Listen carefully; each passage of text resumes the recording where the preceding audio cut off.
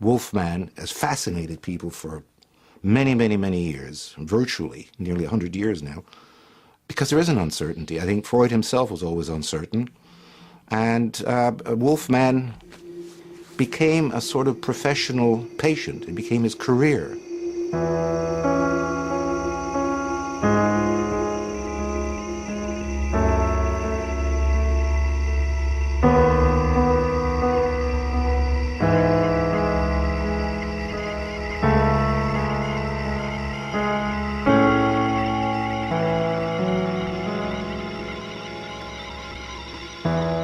I think it's hard to think of a case that's more important than the Wolfman in the history of psychoanalysis, both because the concepts that it develops are central and remain central in psychoanalytic thinking.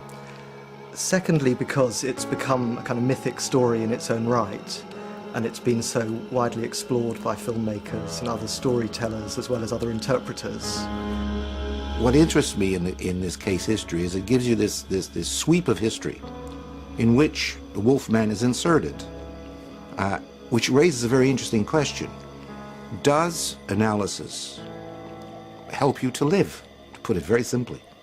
And he lived in very interesting times, as the Chinese say. And it remains for me, open question, whether there is such a thing as a cure. Analysis seems to be a sort of life commitment, like writing. The story is not pretty. It's a story about his neurosis, his obsessions, his impossibility to live a normal life, whatever we understand by this. And his attempts to cure himself, yeah. It's not really a typical graphic novel material, and I'm interested in things which are a little bit out of ordinary. Equally, it's a very strong narrative.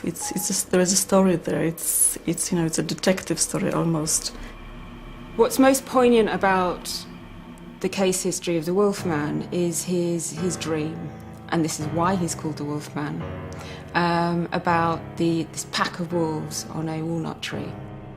It's interesting, given that this is a graphic novel, that the patient in a way offers a kind of graphic to Freud. He offers a picture of the wolves on the tree to Freud, as though there's something about visualizing it and actually seeing it there as a sketch that seems to be important to the patient.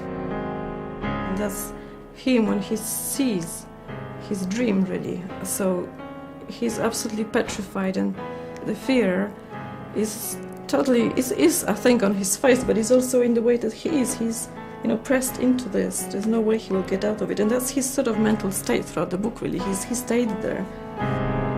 He's lying in bed, the sense that suddenly the windows bang open, and he sees these white wolves sitting on a walnut tree, staring at him, as if they're trying to tell him something. He screams, wakes, and that dream is the really central nub of the whole case history.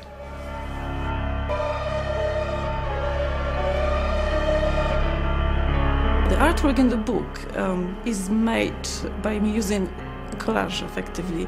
I draw things and then I cut them out and move them around all over the place and see what works, really. So it is quite an organic way of working. Every single element of the page is hand-drawn or painted. And I think it works perfectly, actually, for this story, because the Wolfman himself he's a guy who's constantly on the verge of almost falling apart mentally. His whole story is chaos, effectively.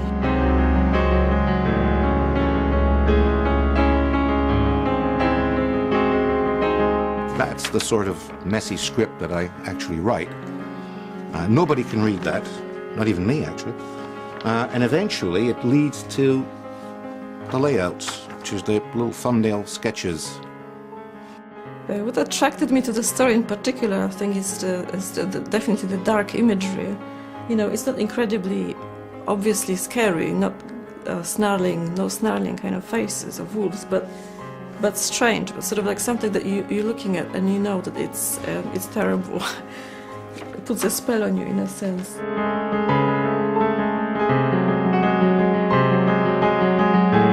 It's an enormous canvas which takes you from Tsarist times to First World War, Bolshevik Revolution, the loss of the Wolfman's enormous fortune, into the period of Hitler, and so on and so forth. It's a virtual 100 years. The interweaving of this story is very beautifully done as a narrative study, but I don't think one should ever sort of settle and sort of think that's it, that's concluded.